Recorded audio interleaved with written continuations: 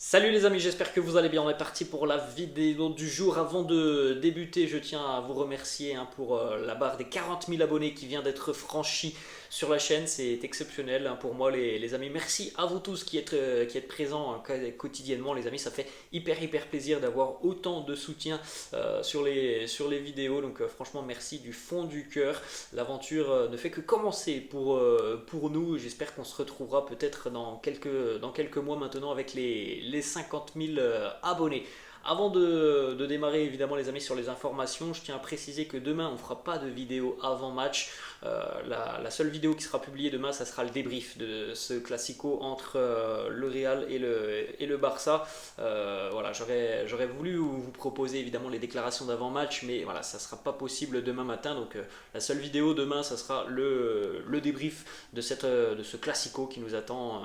En plus, voilà, pour une fois, c'est à une heure abordable en plein après-midi, donc tout le monde pourra en profiter. C'est pas comme s'il allait sortir à minuit. Classico, voilà, demain se joue à 16h15. On démarre aujourd'hui, les amis, avec les deux quotidiens madrilènes. Le quotidien Marca qui fait sa une sur Ronaldo R9 qui organisait un événement hier du côté de Madrid. Il y a eu plusieurs déclats de Ronaldo et puis voilà, on n'a pas forcément d'informations qui concernent purement le classico demain. En ce qui concerne le quotidien AS, bon, la une là elle est consacrée au classico demain avec Mandan Los Rovenes, les jeunes au pouvoir, voilà comme on pourrait résumer ce titre du quotidien AS, avec Vini, Rodrigo, Fede Valverde face à par exemple du Pedri, du Gavi aussi côté catalan, du Ansu Fati je ne sais pas, du Alejandro Balde je ne sais pas, bref il y a beaucoup de jeunes aussi, de jeunes prometteurs côté Blaugrana. Il n'y a pas qu'au Real où on a de la jeunesse, le Barça aussi a des jeunes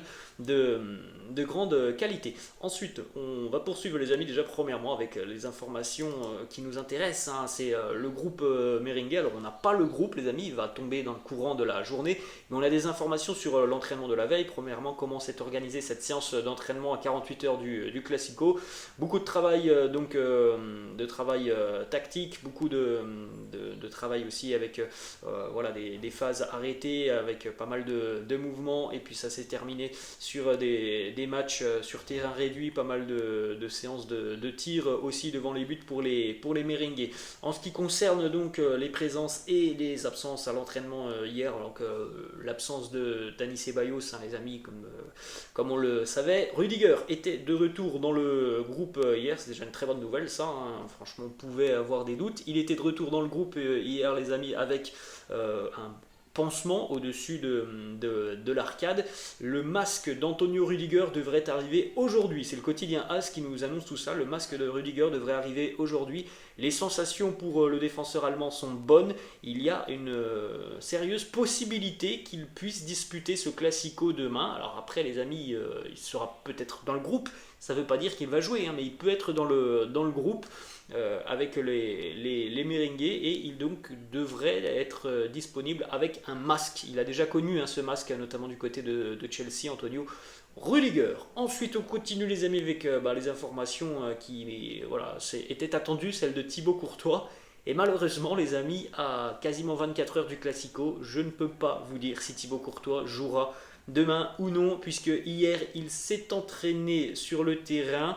Une décision sera prise pour savoir s'il peut disputer le Classico ou non aujourd'hui. Il faut savoir, ça a été précisé notamment, qu'il s'est entraîné hier, mais il n'a pas participé à tous les exercices de la séance. Donc, voilà, c'est un peu particulier. Carlo Ancelotti hier, puisque c'était une journée où on avait notamment les caméras de la chaîne TV du Real Madrid qui étaient présentes, donc on a eu des déclarations de certains joueurs, de Carlo. Il s'est exprimé justement, Carlo, sur la situation de Thibaut. Il nous dit: il s'est entraîné ce matin, les sensations étaient bonnes. Demain, donc aujourd'hui, il va y avoir une autre session. On va voir comment il se sent. S'il se sent bien, il jouera. Sinon, ce n'est pas grave. Jamais nous ne prendrons de risques. Si ça ne va pas, Lounine jouera. Donc voilà, les amis, on va attendre le groupe merengue dans le courant de la journée. On va attendre les informations de la séance d'entraînement, puisqu'à l'heure actuelle, on ne peut pas dire si Thibaut Courtois sera dans les buts demain ou si ça sera Andri Lunin. Ensuite, on poursuit les amis avec quelques déclats. Premièrement, Ferland Mendy sur son rôle dans cet effectif merengue nous dit: il est vrai que mon profil est plutôt défensif et je sais donner le meilleur de moi-même pour aider l'équipe à atteindre ses objectifs. Le plus important, c'est d'être ensemble défensivement et de jouer collectivement. On parlera d'ailleurs de Ferland Mendy à l'issue de cette vidéo. On a une petite information mercato très intéressante qui nous vient du quotidien Marca.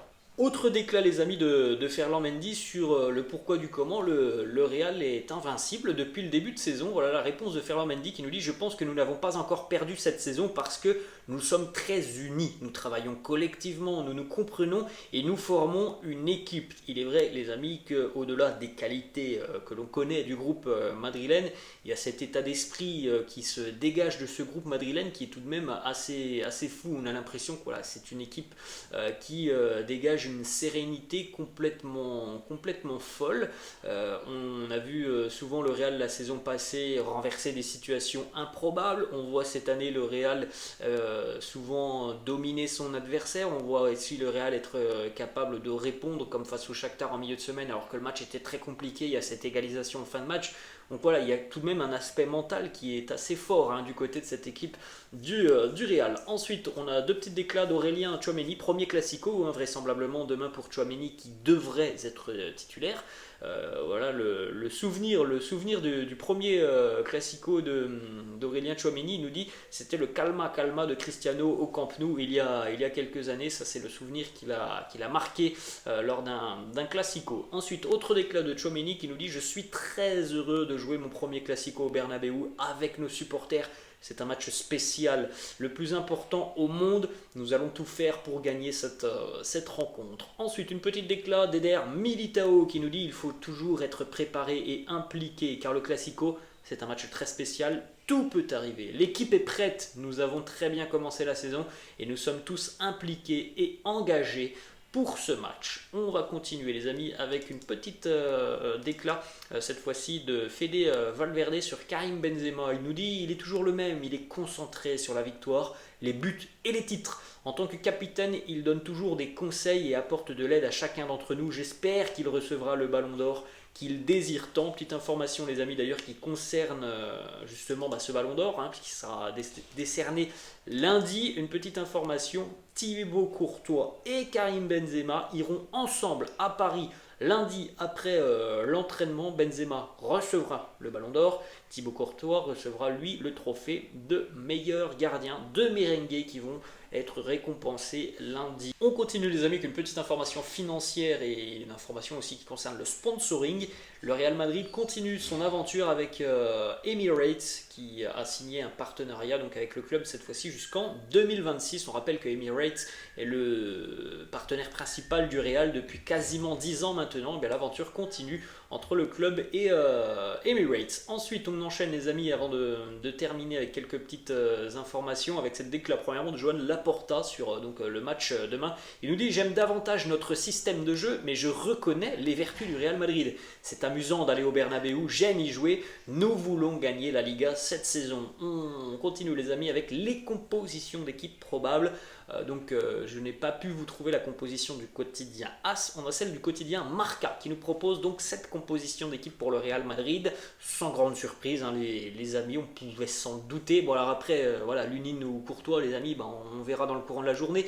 Bref, Marca nous propose Lunin en défense, Mendy, Alaba, Militao, Carvajal, donc comme on l'avait dit de toute façon, Rudiger, même s'il est disponible, ne devrait pas jouer cette rencontre. Kroos, Tchouaméni et Modric au milieu de terrain, Vinicius, Benzema et Fede Valverde en attaque.